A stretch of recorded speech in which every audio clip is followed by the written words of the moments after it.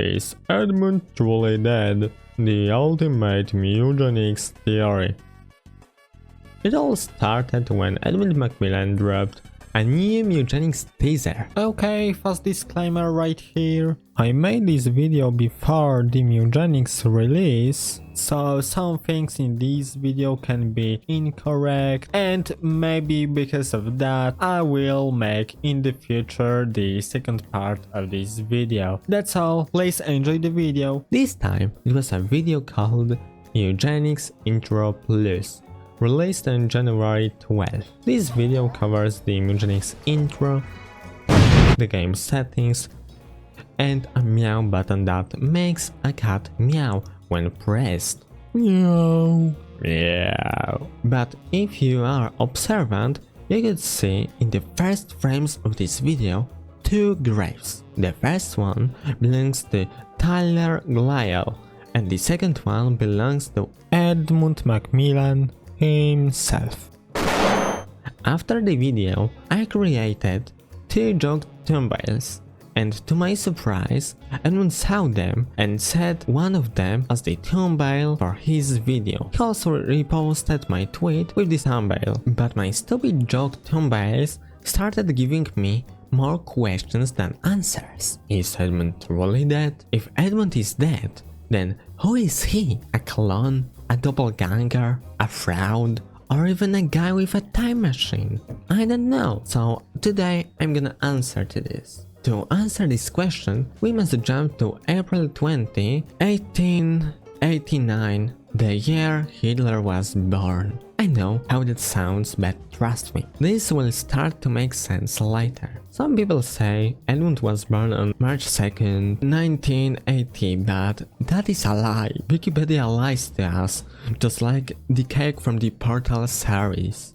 Edmund was actually born in 1855 and he had a very rare disease called reversed progeria. Yes, you heard that correctly, a reversed version. This disease is also known as Hutchinson syndrome. I don't know if I spelled this correctly, but in Edmund's case, it was a reversed Hutchinson syndrome. What is Hutchinson syndrome? Normal Hutchinson syndrome makes you age much faster than normal people, but the reverse variant makes Edmund age slower by doubling the aging process. That means if 2 years pass, he ages only 1 year. That also means he still didn't even fully reach the early 20s. I will come back to this later, okay? On April 20, 1889, Edmund was 17 years old, but biologically he had lived 34 years.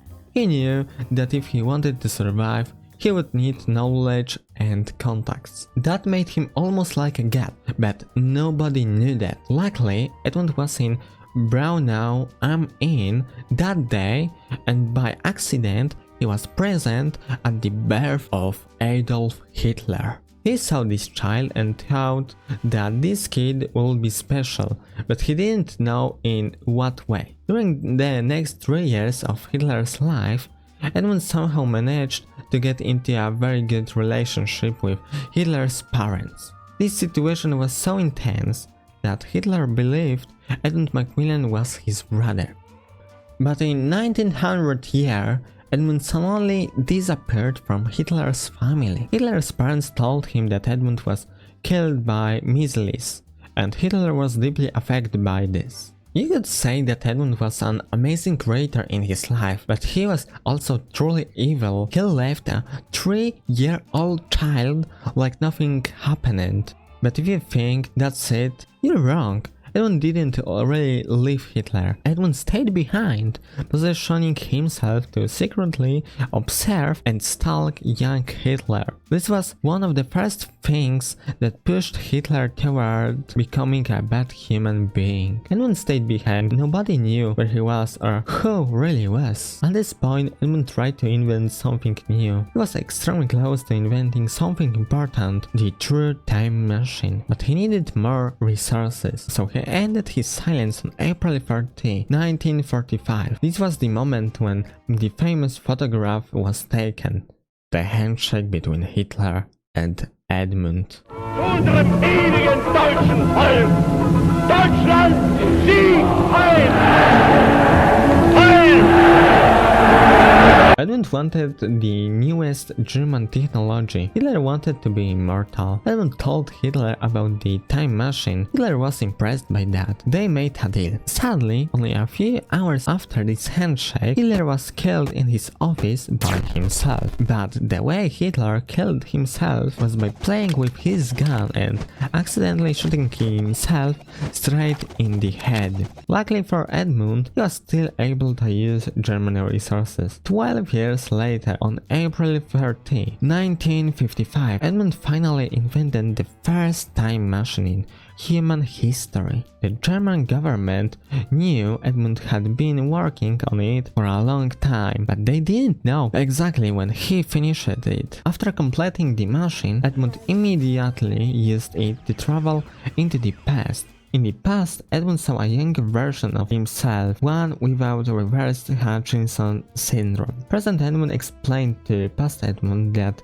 the world needed someone with unexplained things in his mind. Past Edmund accepted this and entered the time machine. Past Edmund was replaced with a random child on March 2, 1985, 5 years after the Wikipedia birth date of Edmund McMillen. After this, President Edmund abandoned Past Edmund with a horrible mother. A couple of years later, Past Edmund created a game called Binding of Isaac, a game that covers his trauma caused by his mother, from Bible to Satan, even more weird things. The President Edmund unexpectedly died, killed by German secret agents. To this day, we don't know why they killed him. But President Edmund was very smart and had already parked the time machine in the garage of Past Edmund. By 2013, Past Edmund had created many games like Time Fuck,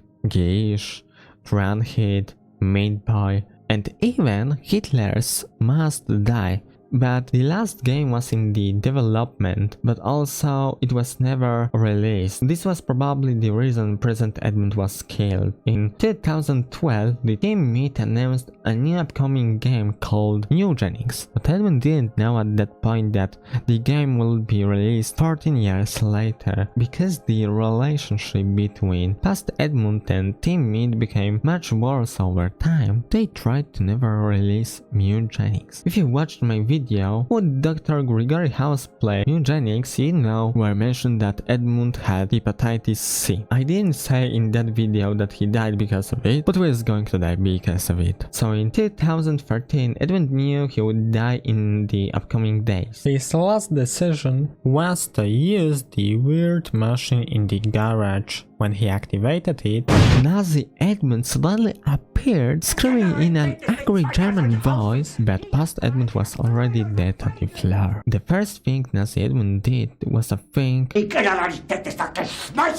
was shocked, but finally he gathered himself, took the body of Past Edmund and buried him in a grave titled Edmund McMillen. Nazi Edmund was extremely angry about this situation. He was originally in the middle of killing Hitler and taking over his reign, but unfortunately for him, he was transported to another time. At least he had two machines with him. A cloning machine used to clone himself and Tyler Glyle, a gene-changing machine. In 2014, Team Meat and Edmund officially broke their cooperation. The main reason was Nazi Edmund. Team Meat didn't want any Nazis on their team. Also, in 2013, Edmund released The Binding of Isaac Rebirth. As a Nazi reference, Edmund created a room with a swastika in the center. Nazi Edmund was so evil that he even went to Epstein Island to get ideas for his next game. In his notebook, he wrote down names like Baby Jack, inspired by a red-haired little boy, and Stacy, inspired by a small girl. In 2016, Edmund asked Epstein if he had ever played his games. Epstein got angry and screamed at him, "Why the fuck should I play your games? I can groom kids in your games, and I prefer FNAF over any Edmund games." Edmund was so angry that he wanted to kill Epstein, but because Nazi Edmund was a truly strong silent type, he didn't do it. After that, Edmund was completely pissed at Epstein and never visited the island again. In 2018, Nazi Edmund accidentally killed Tyler Glyle. He thought Tyler was a big bear, but it was just Tyler. This gave Nazi Edmund the perfect opportunity to use the cloning machine. He took samples from Tyler's dead body, put them into the cloning machine, and created a new Tyler. He buried the original body in a second grave titled Tyler Glyle. From 2019 to 2025, not much happened. The only major event I remember was in 2022. Edmund was extremely pissed at 3 of his fans, so he killed them. After killing them, he realized the FBI would find him if the bodies were discovered, so he cloned all 3 fans and pretended nothing happened. He also kept samples of them in his garage for the cloning machine whenever he wanted to go bloodlust. This was also a second reason to experiment with the gene machine to make it more useful. In 2026, Edmund finally admitted directly to his fanbase that he was a real Nazi. Not a Nazi!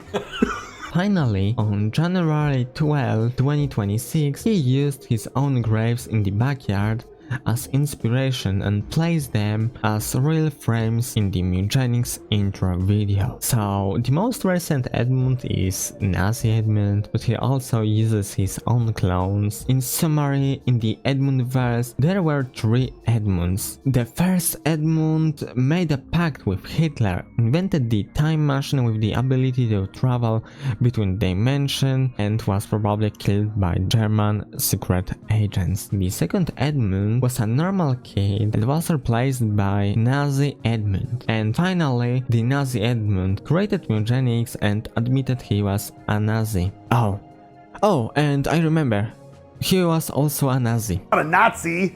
So that's it for today. See ya.